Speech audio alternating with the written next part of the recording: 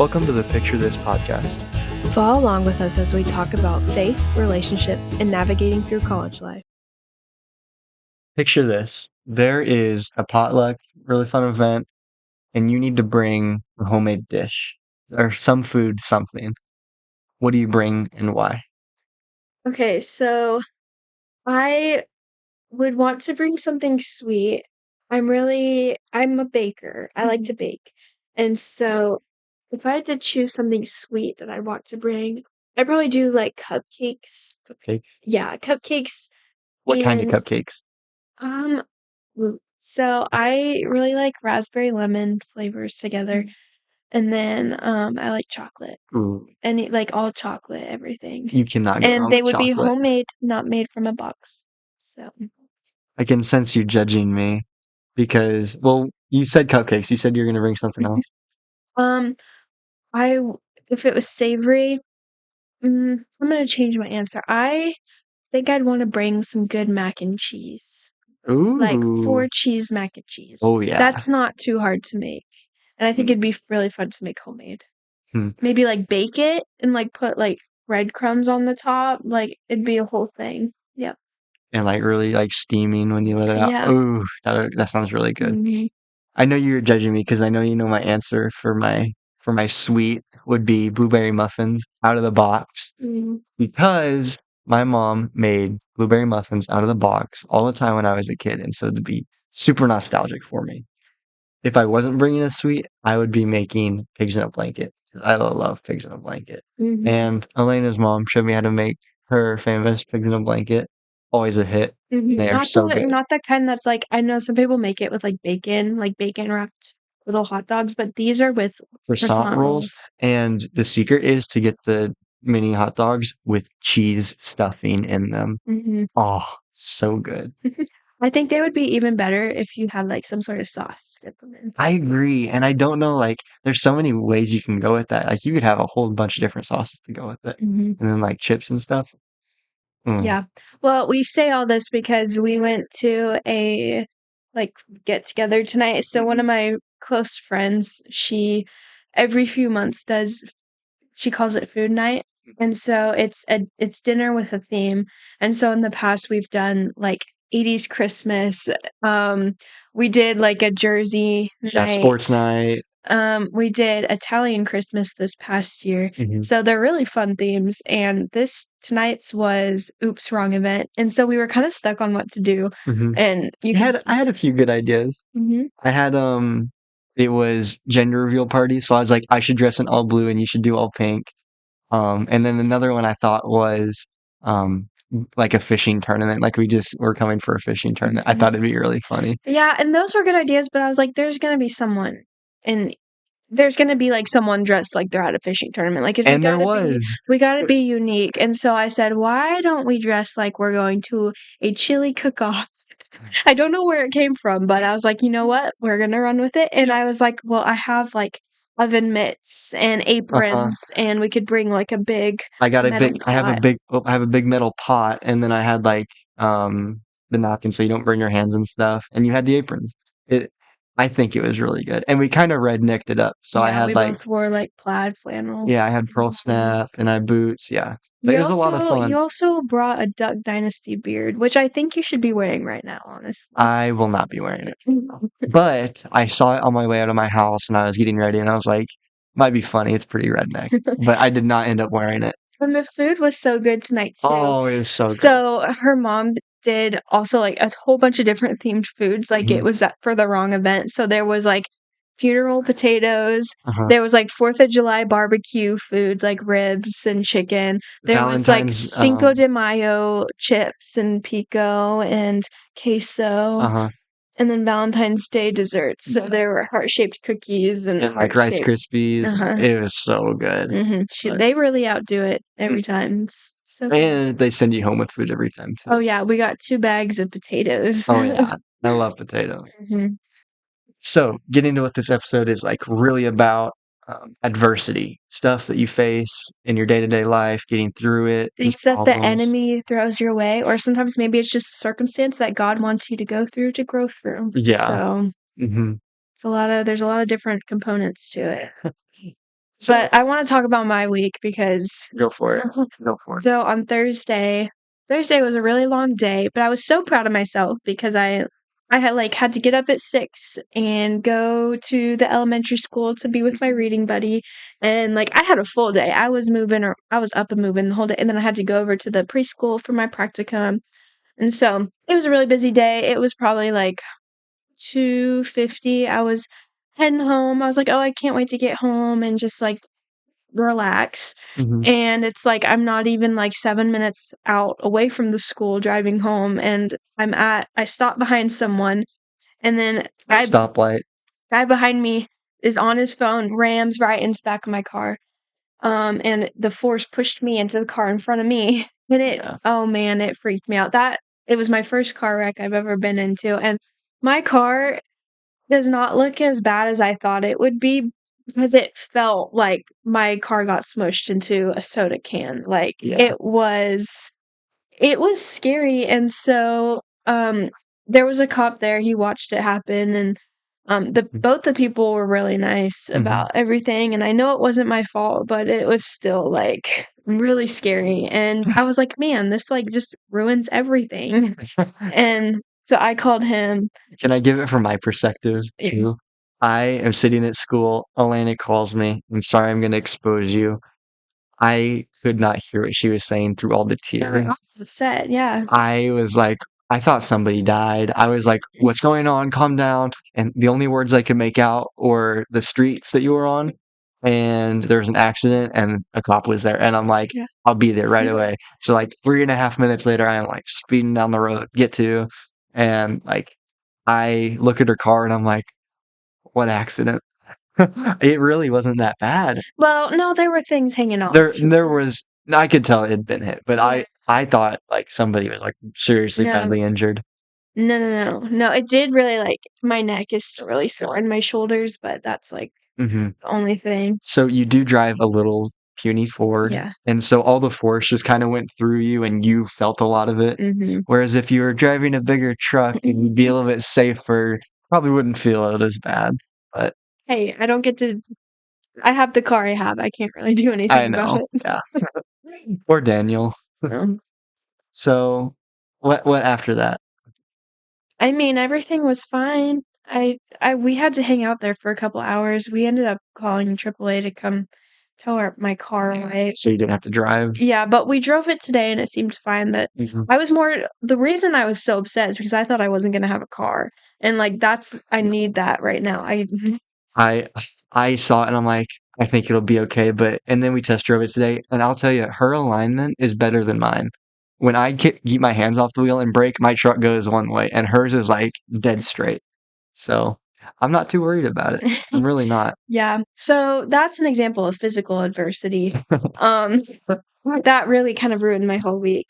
Mhm. Mental adversity, I would say there's a couple things. Like this weekend was really hard for me. I went to a couple social get-togethers, and I was just really in my head at, Yeah, everything.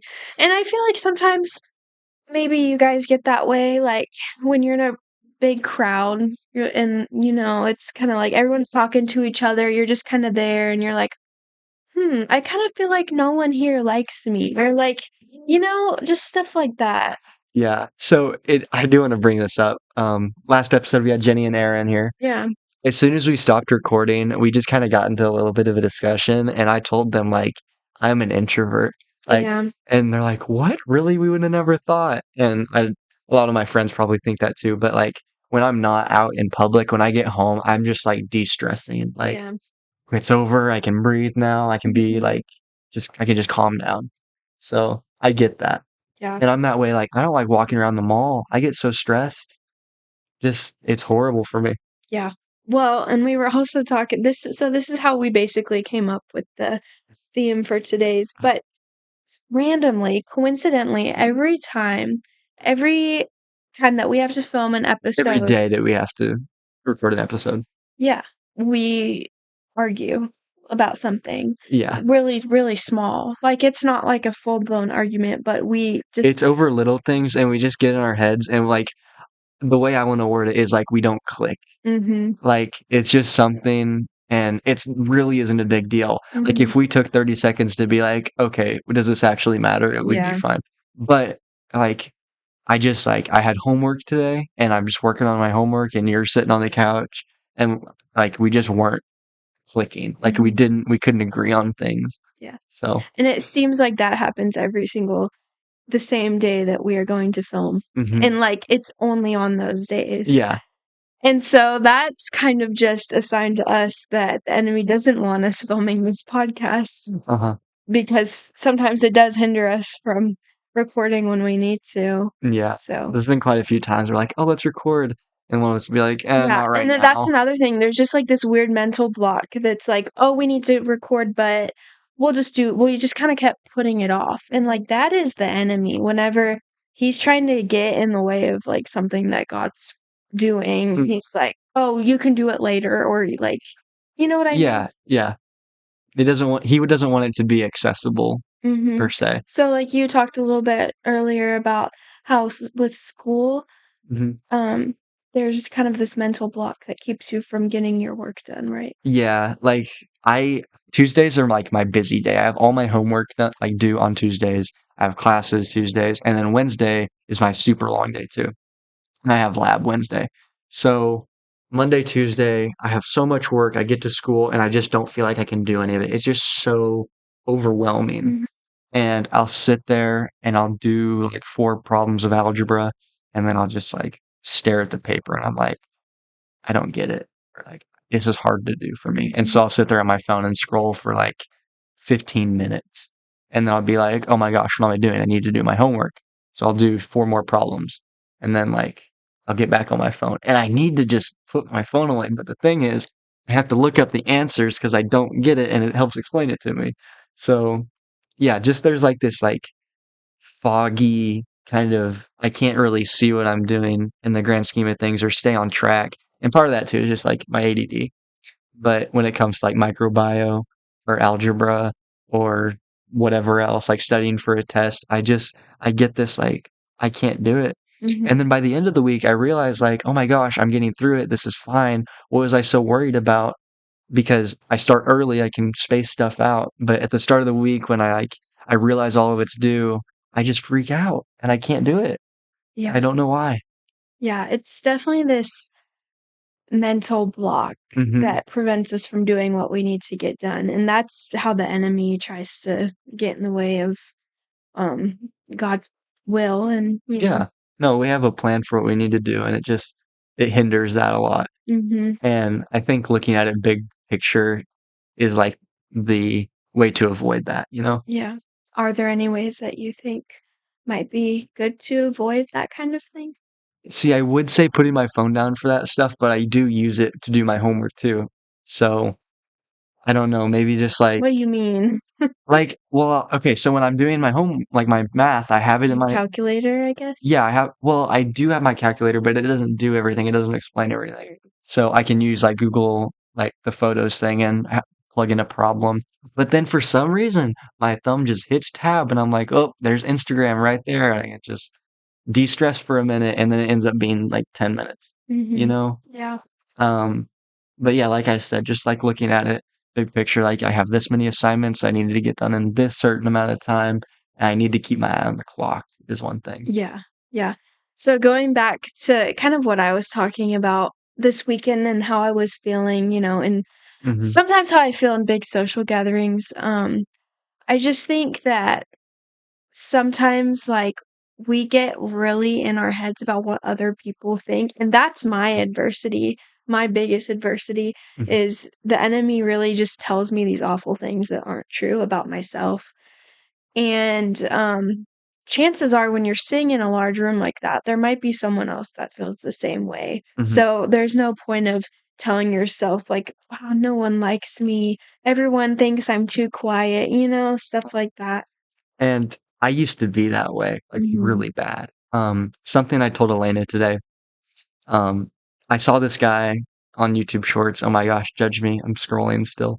But he records himself and he walks through like I think he lives in the city and he says hi to people and he compliments them and like he does it in the morning or at evening. he walks by people and he goes, "Hey man, nice jacket," and like they'll just ignore him. And it's always like the first three or four people will say nothing to this guy, and he's being super nice.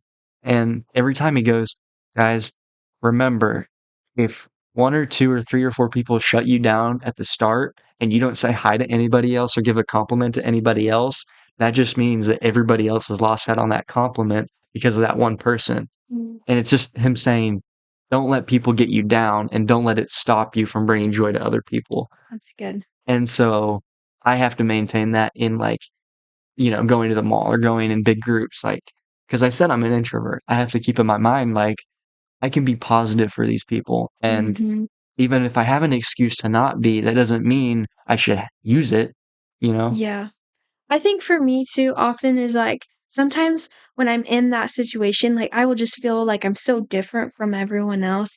But then, it's like later in the evening that night that I was struggling with my thoughts, there were a couple people that I was able to connect with one on one. Mhm, And like you're not alone in that. Like there's other people that probably feel the same way you do. And um just be joyful through all of it. Don't let those negative thoughts keep you in a box. mhm, So, because that can really hold you back from enjoying what you're there to do, whether it's fellowship or, it's, like, your schoolwork or whatever, like, don't put yourself in a box and just, like, find that joy, and don't think that, "Oh, I'm doomed, like, this is the end, like, everyone thinks of me this way," like, no, like, just be joyful, be patient, mhm. and yeah. Building off of that, like, I always live by, like, don't put God in a box. Mhm, And if God can do anything and God can do anything with you, don't put yourself in a box either, you mhm. know?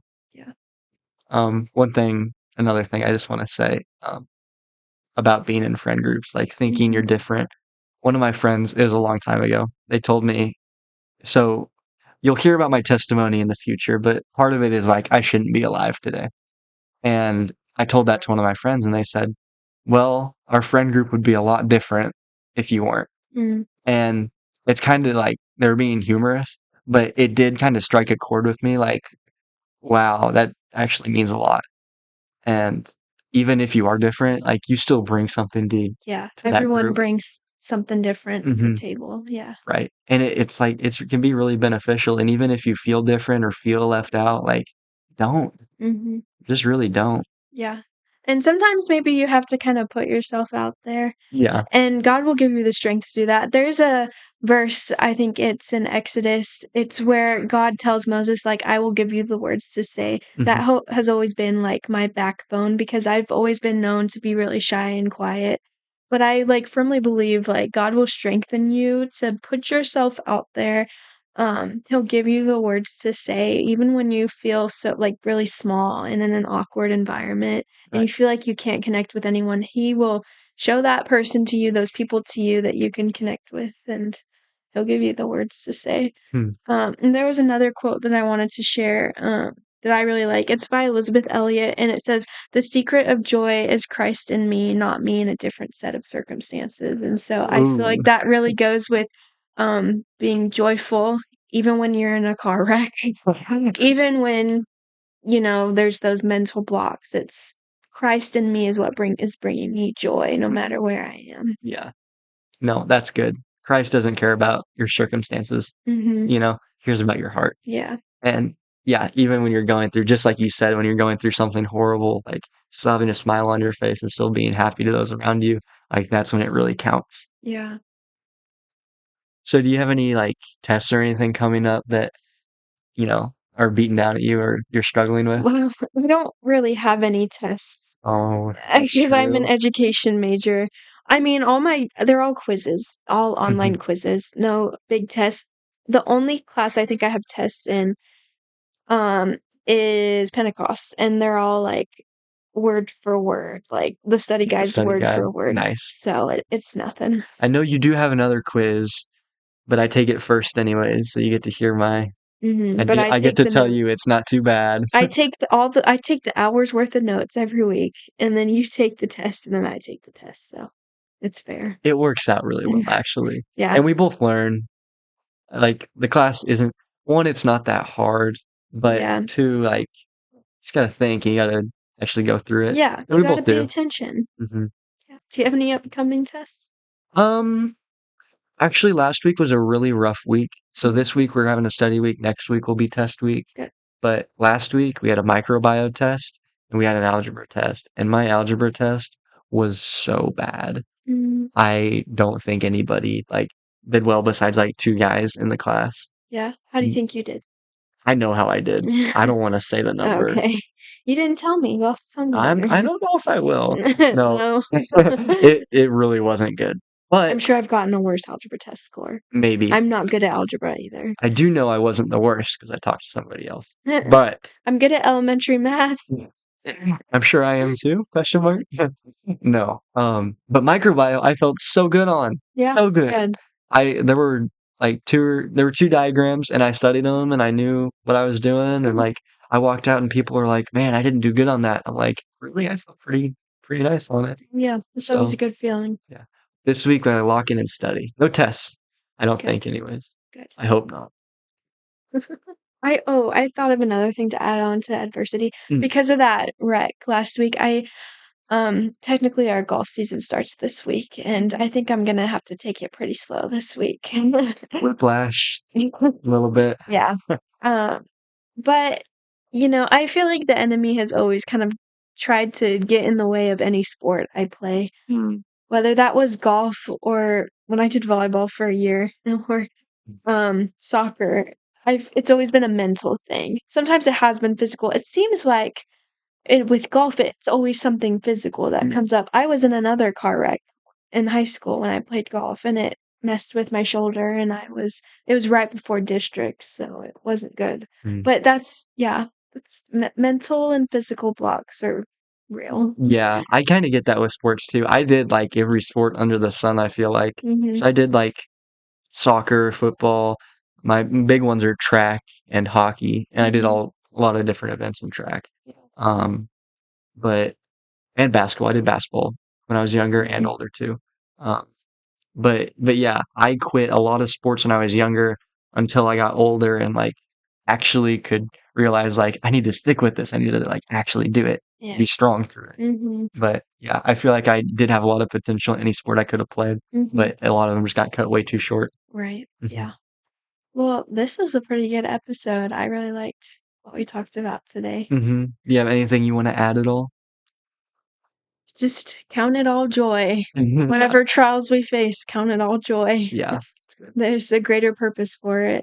And I want to go back to another saying, this too shall pass. Mhm. I heard somebody say that at the food night Yeah, I tonight, heard that and I too. was like, We were that's playing pretty cool. spicy Uno, and I think he got a ton of cards. So, okay, before we end, can we just explain Spicy Uno? Because if I'm they sure haven't most played, people know how to play. I had never heard of it before food night. Hmm, I thought it was so much fun. it is really fun. If you don't know Spicy Uno, DM me and I'll explain it. No, it was a lot of fun, and we always play it there. And well, one thing we do different, if you play Spicy Uno at home, introduce this rule.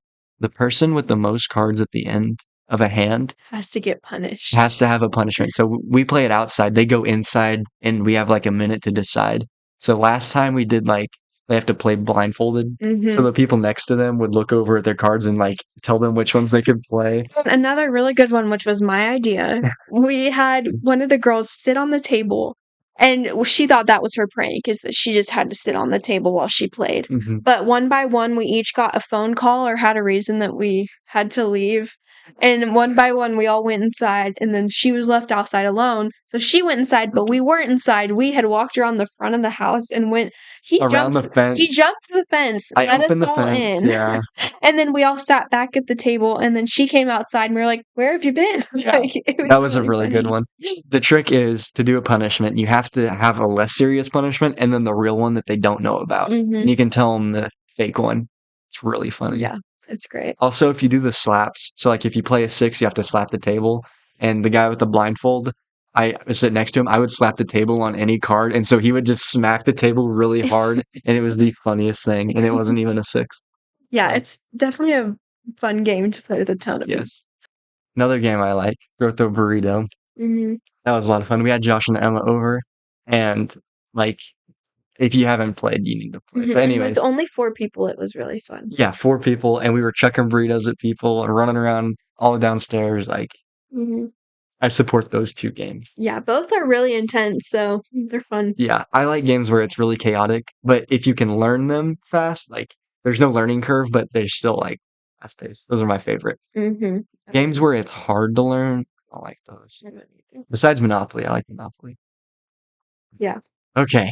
Anyways, thank you guys for watching. We had a blast, and it was a really good episode. So stay tuned.